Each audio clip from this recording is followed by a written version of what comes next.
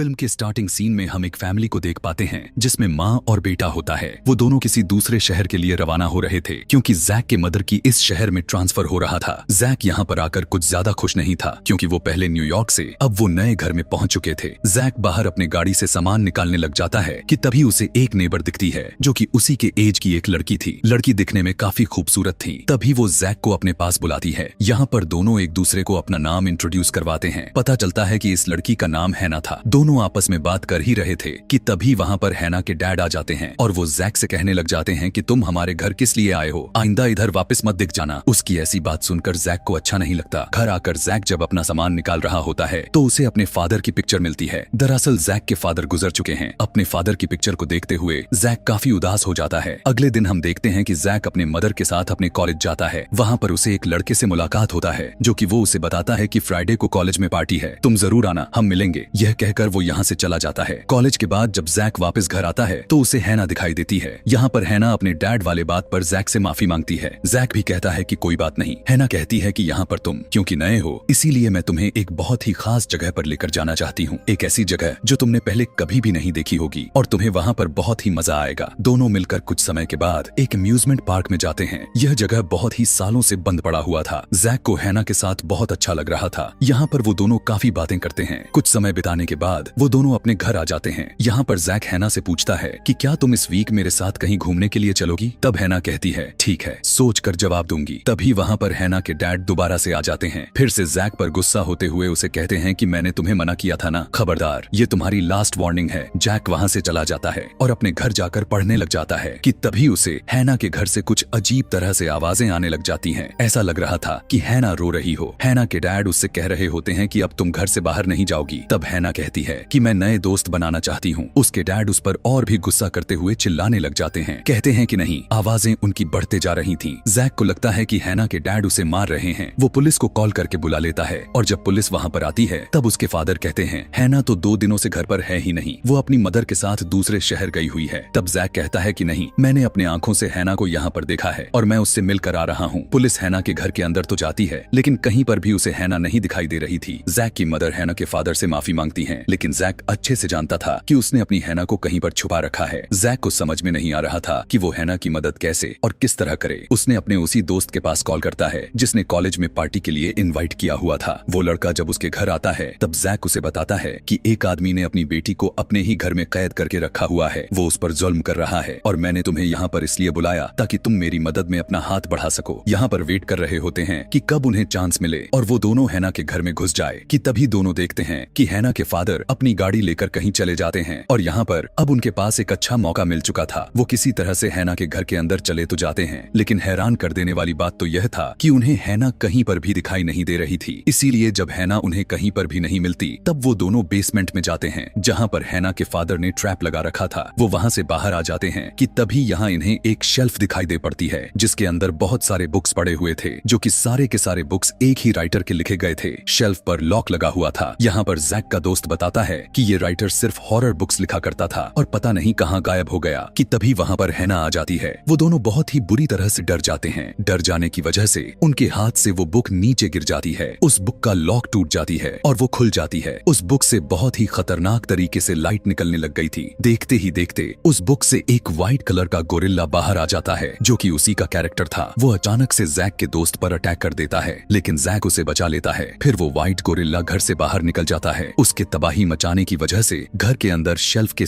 सारे books destroy कर चुका था, लेकिन देखने को मिला कि उसमें से एक और बुक का लॉक खुल चुका था।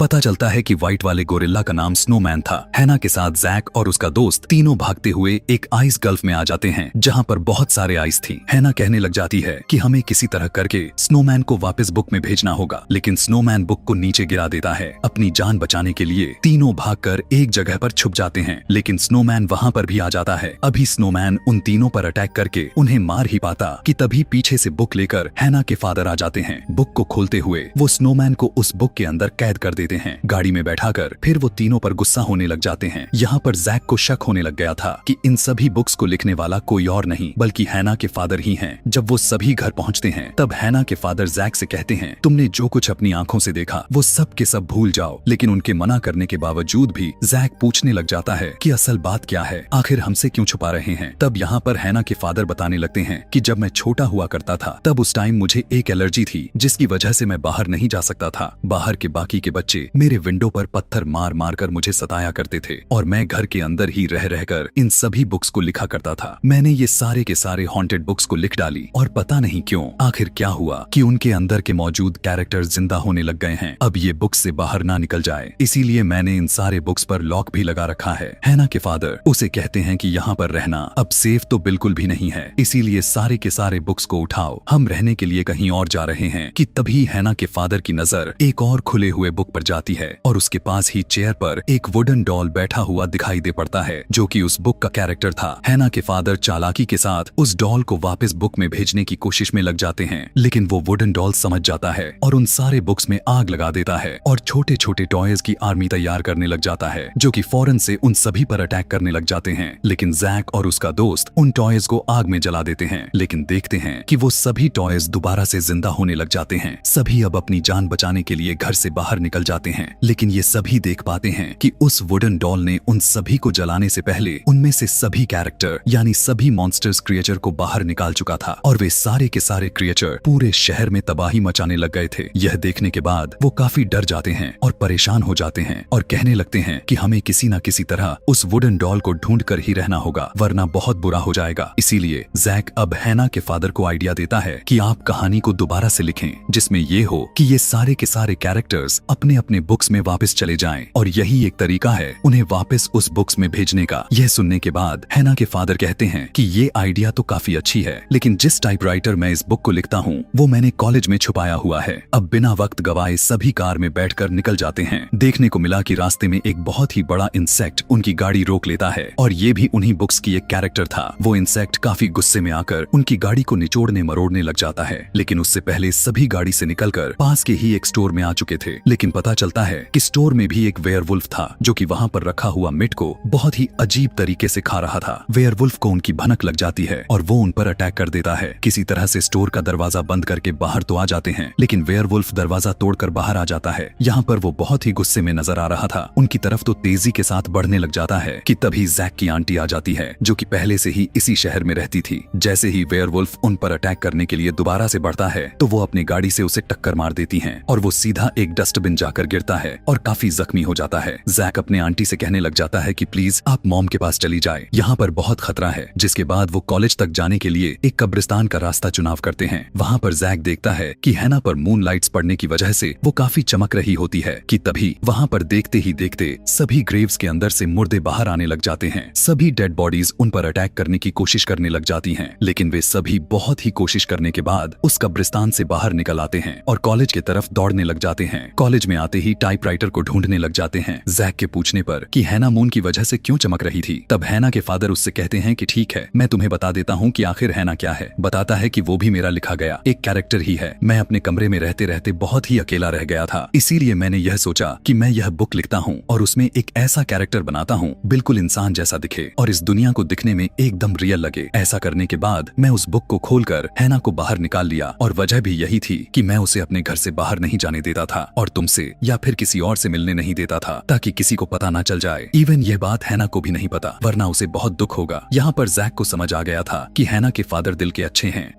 तभी वहाँ पर हैना आ जाती है और उन्हें बताती है कि टाइपराइटर मिल चुका है। तब हैना के फादर कहने लग जाते हैं कि तुम सभी कॉलेज के सारे दरवाजे को बंद कर लो ताकि कोई भी मॉन्स्टर या कोई भी इंसेक्ट्स यहाँ ना आ सके, क्योंकि मैं अकेले में बुक को लिखूंगा। तीनों मिलकर कॉलेज के पार्टी में जाते हैं जो हॉल में हो रही थी। वहाँ जाने के बाद जैक सबको बताता है कि आप अपना सुरक्षा खुद करें क्योंकि यहाँ पर मॉन्स्टर आ चुके हैं। कोई भी दरवाजा ना खोले वरना वो कॉलेज के अंदर भी आ जाएंगे। लेकिन वहाँ पर तो वो बड़ा कीड़ा पहले से ही मौजूद था, हो सकता है कि वह वो इनका पीछा करते करते यहाँ पर आया हो। वहाँ पर मौजूद एक गार्ड पर अचानक से अटैक कर देता है। तब जैक उन सब से कहने लगता है कि इन मॉन्स्टर्स को वापस किताब में भेजने के लिए उनकी राइटर इसी कॉलेज के अंदर बुक लिख रहे हैं, तो हमें उनका ध्यान रखना है कि कोई भी मॉन्स्टर्स उनके रूम में ना चला जाए। अब सभी लोग मिलकर उस दरवाजे पर सामान को उठा उठा कर रखने लग जाते हैं। कॉलेज के बाहर हम देख पाते हैं कि वो वुडन डॉल यहाँ पर आ चुका था और वो सारे के सारे बुक्स को खोलकर उन सारे मॉन्स्टर्स कैरेक्टर्स को बाहर निकाल देता है और बुक्स को आग में जला देता है। यहाँ पर उसने अब अपनी पूरी एक आर्मी तैयार कर रखी थी जो कि इंसानों के खिलाफ धुआंधार फाइट करने वाला था। दूसरी तरफ हम देखते हैं कि हैना के फादर एक हॉल में बुक लिख रहे होते हैं, लेकिन तभी वहाँ पर वही वुडन डॉल आ जाता है। हैना के फादर उसे रोकने की कोशिश करने लग जाते हैं, लेकिन वुडन डॉल उनकी उंगली को कुचलते हुए इंजर्ड कर डालता है, जिससे वो टाइप करके लिख ना सके। कि तभी जैक और हैना भी आ चुके थे और उन्हें बचाते हुए वहाँ से बाहर निकल जाते हैं। जहाँ पर कॉलेज के और भी स्टूडेंट्स थे, उन लोगों ने अपने साथ टाइपराइटर भी उठा लिए थे। यह सब देखते हुए हैना के फादर परेशान हो जाते हैं कि अगर इस समस्या का समाधान नहीं किया गया तो ये मॉन्स्टर्स कभी भी वापस नहीं जाएंगे और ये दुनिया तबाह हो जाएगी। वो इन लोगों से कहने लग जाते हैं कि देखो, वुडन डॉल सिर्फ मेरे पीछे पड़ी हुई है, तो अगर मैं बाहर जाता हूँ तो वो वुडन डॉल मेरे ही पीछे आएगी और उसी को फॉलो करते हुए बाकी के मॉन्स्टर्स भी, जिससे यह होगा कि यह जगह खाली हो जाएगी। जिसके बाद हम कोई प्लान बनाएंगे जिससे सारे के सारे मॉन्स्टर्स एक साथ ही मारे जाएं। आगे हम देखते हैं कि वुडन डॉल बाहर होती है। तभी वहीं पर एक स्कूल बस आ रही थी जो कि कॉलेज से बाहर निकलती है। वुडन डॉल को लगने लग जाता है कि उसके अंदर वही लोग हैं जो कि कॉलेज से भाग रहे हैं, इसीलिए वो सारे मॉन्स्टर्स को